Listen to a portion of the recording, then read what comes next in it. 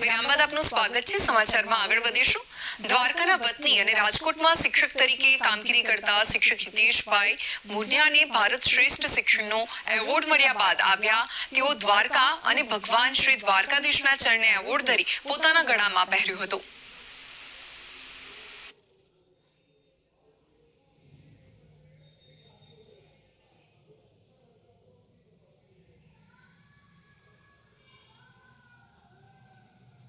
As a science teacher જ્યારે કામ કર્યું ત્યારે બીજા વિજ્ઞાન શિક્ષકો કરતાં થોડું વધારે સારું કરવા પ્રયત્ન કરીએ।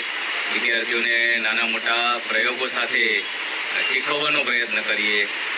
કોઈ સાધન અવેલેબલ ન હોય તો વૈજ્ઞાનિક રમકડાઓ બનાવીને પ્રયોગ કરાવતા શીખીએ, વૈજ્ઞાનિક રમકડાથી વિજ્ઞાન શીખવતા શીખીએ।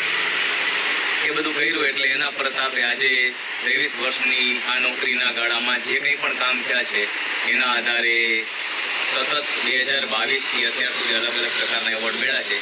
ભારતનો શિક્ષક તરીકેનો શ્રેષ્ઠ એવોર્ડ એ રાષ્ટ્રીય શિક્ષક એવોર્ડ મળ્યો, જે મહામહિમ રાષ્ટ્રપતિ શ્રી દ્રૌપદી મુર્મુના હસ્તે મળ્યો।